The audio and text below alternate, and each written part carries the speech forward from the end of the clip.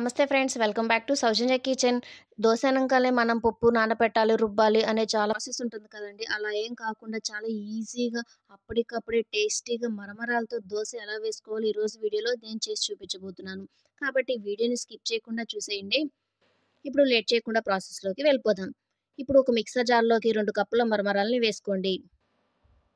అలాగే ఒక కప్పు బొంబాయి రవ్వను వేసుకోండి. మనం ఉప్మా రవ్వ అంటాం కదండీ! ఆ రవ్వను వేసుకోండి. ఇప్పుడు హాఫ్ కప్పు పెరుగు వేసుకోండి.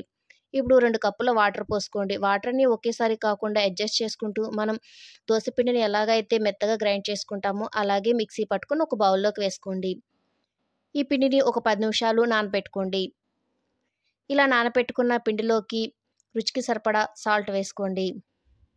అలాగే చిటికెడంతా వంట సోడా వేసుకోండి. అలాగే 1 టేబుల్ స్పూన్ జీలకర్ర వేసుకోండి. ఇప్పుడు సన్నగా కట్ చేసిన ఒక టమాటా, క్యారెట్, ఉల్లిపాయ, పచ్చిమిర్చి, కొంచెం కొత్తిమీర వేసుకోండి. పిండి మొత్తాన్ని కలుపుకోండి. పిండి మరీ లూజ్‌గా కాకుండా, మరీ గట్టిగా కాకుండా నేను వీడియోలో చూపిస్తున్న విధంగా కలుపుకొని పక్కన పెట్టేసుకోండి. ఇప్పుడు దోస వేయటానికి స్టవ్ ఆన్ చేసి పాన్ పెట్టుకొని పాన్ హీట్ చేసుకోండి. పాన్ హీట్ అయిన తర్వాత దోసలు వేసుకోండి. మీకు దోస సాఫ్ట్‌గా కావాలంటే కొంచెం మందంగా వేసుకోండి. లేదు క్రిస్పీగా కావాలంటే పల్చగా వేసుకోండి. మంటను మీడియం ఫ్లేమ్‌లో పెట్టే దోస వేసుకోండి. ఇలా దోస వేసుకున్నాక 1 టేబుల్ స్పూన్ ఆయిల్ వేసుకొని ఒక నిమిషం కాల్చుకోండి.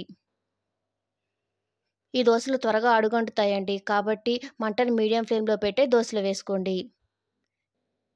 ఇలా దోస కాలిన తరువాత పైనుంచి కొంచెం కారం చల్లుకోండి. ఇలా కారం వేసుకోవటం వల్ల దోసల టేస్ట్ చాలా బావుంటుంది. ఇలా కారం వేసుకున్నాక ఒక నిమిషం కాల్చుకొని ఒక ప్లేట్‌లోకి తీసుకోండి. ఇలానే మొత్తం పిండితో మీకెన్ని దోసలు కావాలంటే అన్ని దోసలు వేసేసుకోండి.